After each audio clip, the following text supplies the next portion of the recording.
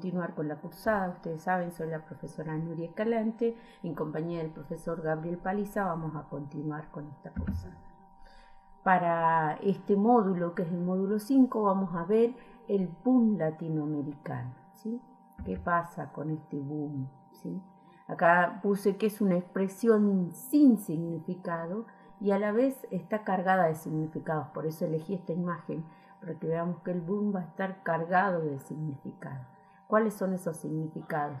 Este movimiento, no es un movimiento, perdón, este boom deja a la vista grandes escritores latinoamericanos, no solo para que los leamos nosotros como latinos, sino también para ser leídos en el extranjero, en Europa, ¿sí? Empieza a haber auge de escritores latinoamericanos que antes no eran leídos o que no tenían la dicha de salir de acá de Latinoamérica y ser promocionados en Europa. Acá, como bien lo decía, este es un fenómeno de redescubrimiento de la literatura americana entre los años 60 y 70. Bien podríamos decir que hay un pre-boom con La Vanguardia, que ya la vimos en clases anteriores, ¿sí? Esto de la vanguardia, de ir adelante, de cambiar los recursos, el estilo, cómo escribir de una manera diferente a la que venían narrando los autores, ¿sí? Buscar una narrativa que sea de avance, que sea diferente. Entonces, esto es lo que presentan dentro de este movimiento. No hay un estilo, una etiqueta o una corriente. Como le decía recién, el boom aglomera o acopla todo. Hay movimientos diferentes, hay corrientes diferentes, hay etiquetas diferentes y hay estilos diferentes. Eso lo vamos a ver ya con los autores que aparecen en este boom como los iniciadores o precursores o como los que más se los ha leído y a los que figuran como los más importantes dentro del boom latinoamericano. La característica desde la narrativa es que hay una multiplicidad de puntos de vista, ¿sí? El acto dentro de la narración es presentado desde varias perspectivas, ya sea de los personajes o los narradores. Hay un carácter vivencial, ¿sí? Esto viene a ser algo que ya lo traen desde el naturalismo. ¿Se acuerdan que esto de que presentar la vida del hombre tal cual es, como si fuera un laboratorio, esto de los sentimientos del hombre y su final, que ya sabemos desde un comienzo cuál va a ser en ese laboratorio del naturalismo? Bueno, entonces retoman esto con una nueva estilística, ¿sí? Una nueva narrativa, pero retomar esto. Hay el uso del monólogo interior. Nosotros, como lectores, el narrador nos permite introducirnos dentro del subconsciente de los personajes, ¿sí? Esto nos ayuda a saber o a seguir la trama en la historia para que nosotros podamos entender cuáles son los sucesos y por qué suceden esos sucesos. Hay una libertad lingüística y una universalización de los temas. Se usa la transculturación narrativa con esto, ¿no? ¿Qué quiere decir esto? Tomamos temas culturales regionales y los presentamos con nuevas técnicas narrativas, con nuevos estilos, como venimos viendo desde el comienzo, ¿sí? Hay una ruptura del orden cronológico. Esto se puede ver en esta novela perfecta, que la vamos a ver un poquito más adelante en el video, ¿sí? De 100 años de soledad. ¿Sí? Hay una ruptura de este orden cronológico. No hay algo que nos diga que va a pasar la novela lineal como la que veníamos leyendo. La novela empieza desde un tiempo y vuelve para atrás. Es cíclica, podríamos decir, ¿no? Pero en este boom aparece esta ruptura del orden cronológico. También podríamos decir que podemos tomar esto como el cosmopolitismo, ¿no? Que aparece dentro del boom latinoamericano, en donde presenta que los autores se empapan de escritores como Hemingway y Joyce y traen esas nuevas, ¿sí? Técnicas para la narración renovando los temas centrales de acá, ¿sí? Esto también a Kafka es tan leído y retoman esos estilos para narrar nuestra cultura. Los mayores exponentes, como les venía diciendo, los más grandes que se presentan en este movimiento van a ser Vargas Llosa, García Márquez, Cortázar y Carlos Fuentes, ¿sí? Vargas Llosa es uno de los mayores exponentes dentro del realismo. Como ya les aclaré hace rato, el boom no se mide por estética ni por estilos, están todos entreverados. Pero el boom hace referencia a esto de estas obras que se dan a conocer en otros lados, ¿sí? Este redescubrimiento que dice bien la palabra, dice redescubrir los escritores latinoamericanos. Es uno de los mayores exponentes del realismo, como le venía diciendo Vargas Llosa, porque en su obra va a presentar temas que están sucediendo en ese momento en un orden político, quizás, ¿no? En esa ciudad y los perros, ese gobierno dictador y conflictivo, ¿sí? Conversaciones en la catedral, también aparece, ¿no? Esto, lo que pasa en esa situación, en ese pueblo, en esa ciudad y cómo se ven asfixiados también. Julio Cortázar, su obra entrará mayormente en el género fantástico, ¿sí? Si bien es cierto, el boom latinoamericano sale con su obra Rayuela, que es presentada en el 63, editada, no podríamos dejar de lado los cuentos de Cortázar, historia de Cronopios y Famas, que para mí es uno de los más maravillosos que hay, cuentistas, ¿no? Y en una entrevista él dice que nosotros estamos cruzados por lo fantástico en todo momento, en nuestra cotidianidad estamos cruzados por lo fantástico. No es así que estamos haciendo algo en este momento y tenemos una entrevista en media hora y ya planificamos cómo vamos a ir, qué vamos a hacer, qué vamos a decir. Entonces ya estamos armando esa historia. Lo fabuloso del escritor es que eso fantástico que nos sucede en lo cotidiano y nosotros seguimos haciendo nuestras cosas normales, ¿no? Estar cocinando y pensar en esa salida que tenemos más tarde, qué vamos a hacer, quiénes van a ir y rememorar o imaginar esa situación. Un escritor lo puede plasmar en las obras para que nosotros los leamos. Entonces, él dice en esa entrevista que estamos cruzados por lo fantástico, que no es algo que no sea del ser humano. Lo fantástico es natural al hombre. Carlos Fuentes también aparece acá como un escritor mexicano y que va a retomar esto del realismo desde la presentación del hombre, igual que Vargas Llosa, y su vida tal y como es, ¿sí? Para mostrarnos la política de la época. ¿Qué es lo que pasa con estos autores? Van a presentar esa vida asfixiante, ese momento de dictadura. Todos estos autores del boom se van a empapar en un momento de revolución dentro de Latinoamérica. Recuerden que estamos hablando de un periodo en donde aparece la Revolución Cubana, ¿sí? Entonces todo ese auge revolucionario es lo que los empapa a ellos como escritores. Y por supuesto, siempre que ha pasado alguna revolución política, estos escritores escriben en el exilio.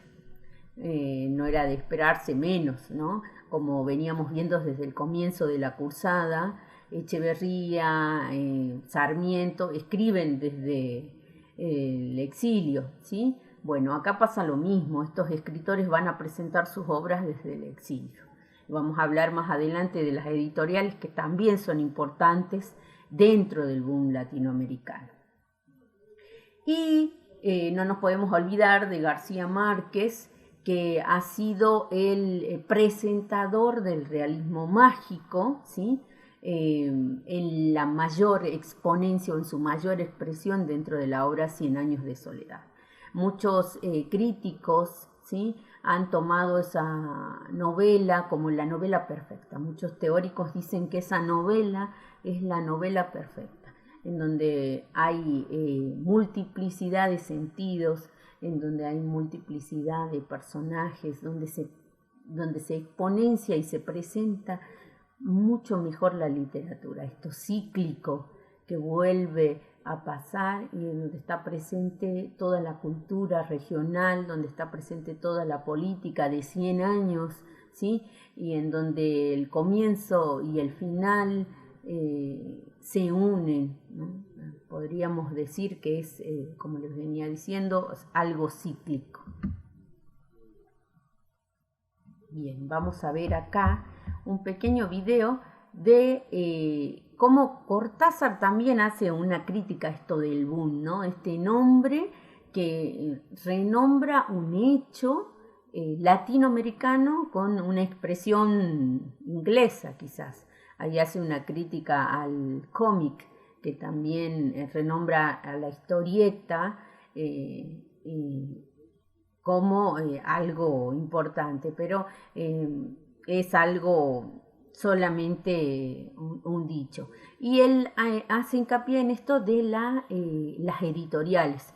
No nos olvidemos que en este momento también van a poner en auge los concursos literarios también van a ser importantes y lo van a ver ustedes en el módulo, que dentro de la literatura, dentro de este periodo del boom latinoamericano, porque no es un movimiento ni una estética, recoge esto, ¿no?, de los primeros concursos que aparecen y los premios a los escritores, que los hace salir de ese agujero de escritor anónimo.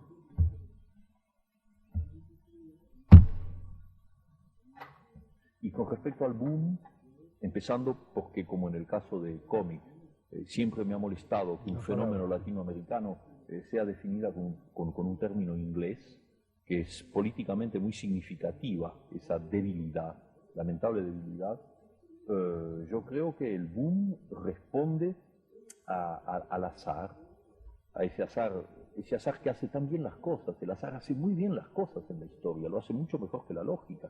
Que en un momento histórico importante para América Latina, en que está dominada por un imperialismo que la quiere convertir en una factoría, en una colonia, pues el azar haga que aparezcan 5, 6, 8 excelentes escritores que lanzan un montón de libros y de golpe crean un estado de conciencia que abarca todo el continente.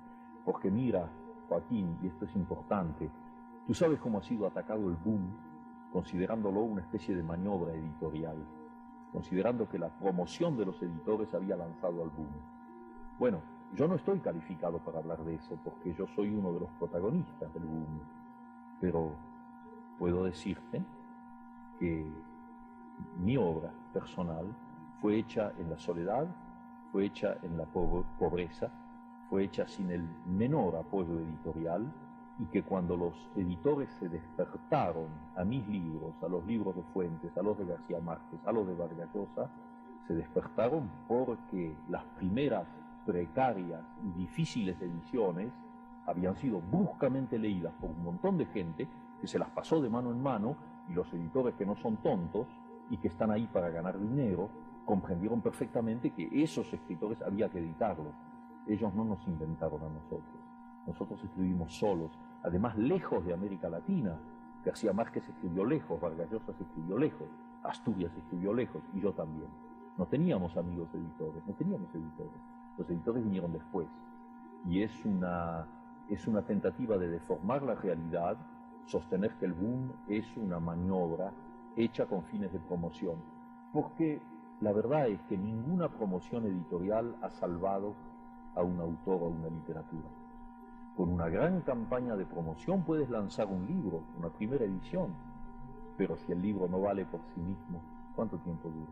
A mí lo que me alegra en este fenómeno del llamado boom es que hay dos cosas. En primer lugar, que hemos sido leídos por primera vez por nuestros compatriotas.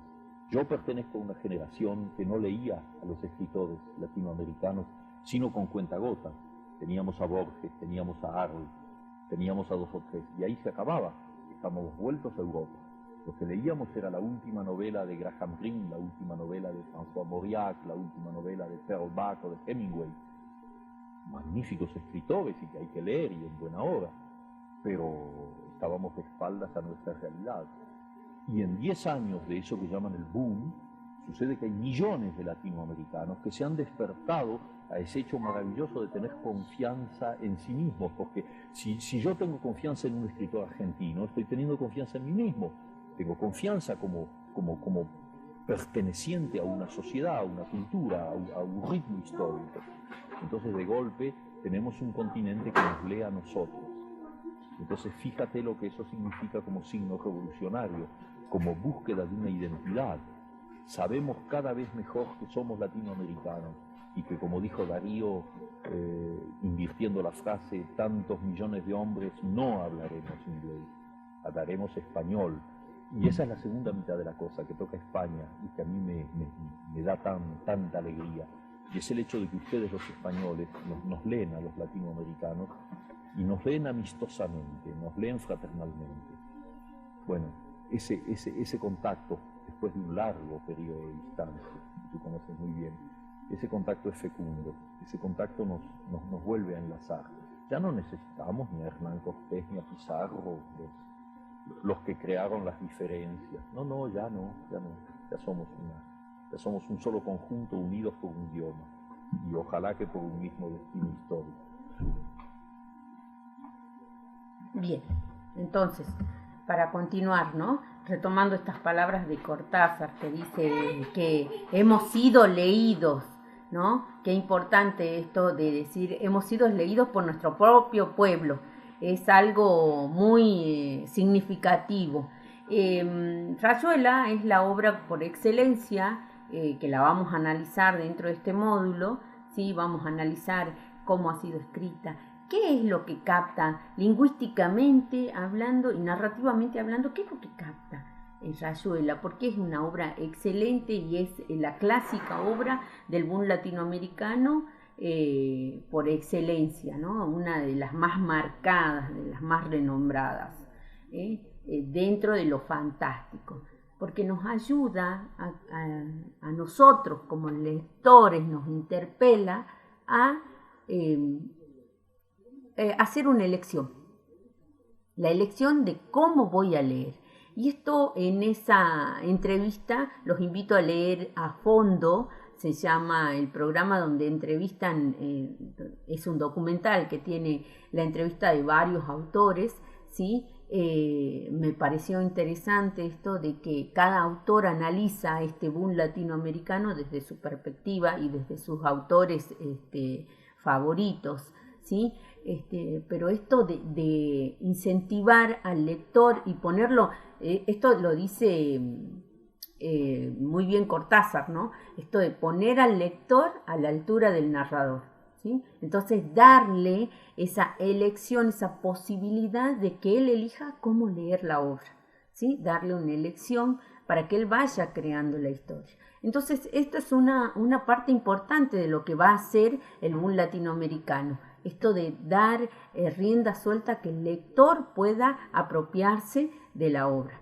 No nos olvidemos que dentro de Argentina hay otros autores que también nombra Cortázar en este video y que no aparecen, ¿no?, como importantes. Borges también va a estar dentro del módulo como uno de los autores del boom latinoamericano. Podemos decir que Puig también está dentro de este boom latinoamericano, porque él hace algo importante dentro de la escritura que también lo hace García Márquez, ¿no? Porque García Márquez es un buen cronista y utiliza la crónica periodística dentro de su obra. En cambio, Puig retoma recursos o estilos de escritura dentro de su obra Boquitas Pintadas, que es una clásica que la leemos en el cursado y que es una de las más lindas para leer, o El beso de la mujer araña, ¿no? Retomar recursos para presentar esa historia es fabuloso dentro del boom latinoamericano. Hay muchos otros autores, ¿no? Como el realismo mágico que veníamos viendo recién, con 100 años de soledad, esta novela perfecta, pero no nos podemos olvidar de Alejo Carpentier, también podríamos decir, que escribió en el exilio, como bien lo decía recién Cortázar, El reino de este mundo. Podríamos hablar de Miguel Ángel Asturias, presentando al señor presidente. Muchísimas obras que entran dentro del boom y que no han sido tan importantes como estos 4 autores, pero que sí se los puede leer y que sí han hecho lo que decía Cortázar recién, que el pueblo latinoamericano nos lea, los lea.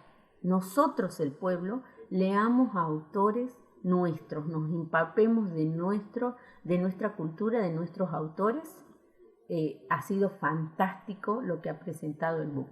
Y como les decía, él habla de las editoriales. Seix Barral va a ser una de las más importantes, es española, ¿sí? Hay una editora que va a llamar a promocionar los libros latinoamericanos porque, como bien lo decía Cortázar, están viendo que son leídos, son consumidos. Estas obras que ellos hacen en soledad, que en la mayor pobreza, han sido leídas. Entonces ponen en juego las editoriales esto de buscarlos y hacer una edición en masa. Y como él dice, una novela no vale por sí misma si no tiene un buen contenido. Podría hacer una gran promoción la editorial, sacar una primera edición, pero la novela tiene que tener peso, como lo tiene Rayuela, para hacer varias ediciones, ¿no? Sacar esas tiradas de varias ediciones y que el pueblo lector siga apostando a leer Rayuela. Acá vamos a ver un video, los invito a ver estos videos del canal Encuentro, ¿sí? Claves de palabra, que los puse dentro de los módulos o dentro del material disponible para que ustedes vean. Creo que son bastante ejemplificadores y aclaradores de lo que es la literatura argentina. Sí, este programa o estos videos son buenísimos para analizar con los chicos la escritura de cada autor argentino. Bien, entonces vamos a ver acá un poco de lo que es Rayuela, de lo que es la obra de Cortázar y de lo que ha sido la vida de Cortázar.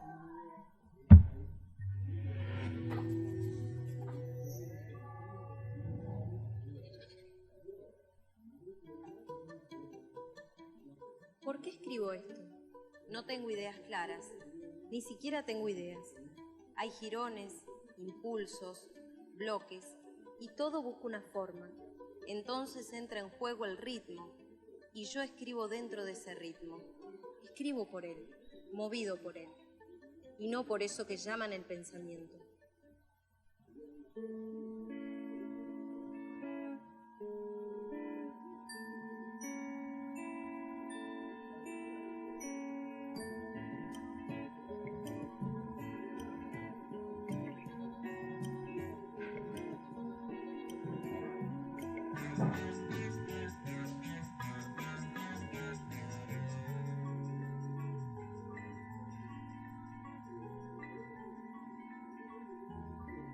Claves de lectura. Obras de algunos escritores y escritoras de la literatura argentina, para leer y analizar. Julio Cortázar. Nació en Bruselas, Bélgica, en 1914. Murió en París, Francia, en 1984. En Argentina vivió en Banfield, provincia de Buenos Aires, entre 1918 y 1928. Trabajó como maestro y como traductor de inglés y francés. La Revolución Cubana de 1959 lo llevó a reajustar su vida y su oficio como escritor, a preguntarse cuál debía ser el compromiso del escritor con la literatura y con la política. Más tarde, se comprometió con la lucha contra la guerra de Vietnam y con la defensa de los derechos humanos, y criticó duramente las dictaduras en todo el mundo. Escribió cuentos, novelas, ensayos, poesías y algunas historietas. Hoy vamos a leer y analizar sus novelas. La opción del lector, su montaje personal de los elementos del relato, serán en cada caso el libro que ha elegido leer.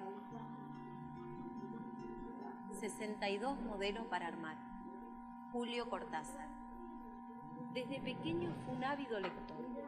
Afirmaba que a los 9 años había escrito su primera novela. En su juventud cursó el profesorado de letras. Durante sus años de estudiante y profesor, indagó sobre la literatura francesa del siglo XX. También sobre sus precursores del siglo XIX, los poetas Stéphane Mallarmé y Arthur Rimbaud. Ellos son conocidos como poetas malditos por su manera de relacionar arte con vida. Son considerados padres del surrealismo, un movimiento artístico de vanguardia que cuestionó la realidad burguesa, incorporando elementos del sueño, el inconsciente, el humor y la desfachatez. Muchos de los surrealistas buscaron también la revolución política a través de la militancia en el Partido Comunista. El existencialismo, por el contrario, nació de la desilusión política provocada por las 2 guerras mundiales. Fue un movimiento literario y filosófico que buscaba respuestas al eterno conflicto de la existencia humana en el mundo construido por el propio hombre. Estas ideas llevaron a Cortázar a cuestionar valores capitalistas, a darle al lector un nuevo protagonismo y al azar un lugar de privilegio. Quizá el error estuviera en aceptar que ese objeto era un tornillo, por el hecho de que tenía la forma de un tornillo. Picasso toma un auto de juguete y lo convierte en el mentón de un cinocéfalo. Rayuela. Julio Cortázar. Adhirió a la Revolución Cubana, que se planteó como el laboratorio socialista en América Latina, una puesta en duda de las jerarquías sociales y un cambio cultural transformador. A partir de ella, Cortázar se redefinió como escritor, en tanto que intelectual comprometido con su contexto. Esta influencia también se trasladó a sus novelas. Cortázar pensaba en su literatura como algo capaz de modificar al lector. Fue uno de los principales escritores del boom latinoamericano de los años 60, es decir, la tensión entre el éxito editorial de la literatura latinoamericana y la renovación técnica de esa misma literatura. Para Cortázar, la novela era un género de extrema libertad, ya que según él, la novela no tiene leyes, como no sea la de impedir que actúe la ley de gravedad y el libro se le caiga de las manos al lector. Se trata de cautivar al lector para sacarlo del lugar de autómata, de tal modo que aunque se le saque la silla, aún quiera seguir leyendo. Cortázar buscaba la desautomatización o extrañamiento del lector, al plantear alguna dificultad en el modo normal en que vemos las cosas, para que se vuelvan extrañas y entonces puedan volver a ser vistas, volver a ser creadas. Preferíamos encontrarnos en el puente, en la terraza de un café, en un cineclub, o agachados junto a un gato en cualquier patio del barrio latino. Andábamos sin buscarnos, pero sabiendo que andábamos para encontrarnos. Rayuela, capítulo 1. Julio Cortázar. Rayuela fue publicada en 1963. En ella Cortázar postuló un nuevo modo de leer. Ni bien abrimos el libro, nos encontramos con un tablero de dirección, en el que se invita al lector a elegir entre 2 posibilidades de lectura. Una es de forma tradicional y la novela terminaría en el capítulo 56, y la otra se basa en cambiar las coordenadas de lectura, de modo de alternar los capítulos según el camino propuesto. La idea misma del tablero de dirección, así como el nombre de la novela, Rayuela, nos hace pensar en lo lúdico, es decir, en el juego. Hay una apelación directa al lector para jugar con esta novela. También se puede pensar el tablero de direcciones como un mapa, y entonces la novela sería como un viaje. El lector tiene la posibilidad de dejar las huellas de otros recorridos posibles, o de volver a mirar el tablero si se pierde. Los traslados y los merodeos son acciones propias de los personajes de Rayuela. Esta novela comienza con Oliveira, uno de los protagonistas, quien está buscando a la maga por las calles de París. Y era tan natural cruzar la calle, subir los peldaños del puente, entrar en su delgada cintura y acercarme a la maga, que sonreía sin sorpresa, convencida como yo de que un encuentro casual era lo menos casual en nuestras vidas, y que la gente que se da citas precisas es la misma que necesita papel rayado para escribirse, o que aprieta desde abajo el tubo del dentífrico. Rayuela, capítulo 1. Julio Cortázar. La pareja Oliveira la maga, cuyas aventuras y merodeos transcurren en la ciudad de París, encuentra un espejo en la pareja Traveler Talita, de Buenos Aires, quienes intervienen en la segunda mitad de la novela. Traveler, cuyo nombre inglés se traduciría viajero, es el doble de Oliveira, y Talita sería la doble de la maga. Cortázar utiliza los dobles para mostrar los distintos aspectos de la personalidad compartida de sus personajes, y también para reforzar la relación con el otro, que puede terminar en el conocimiento de uno mismo. Esta misma relación de proyección de uno mismo sobre el otro es la que se establece con un mandala.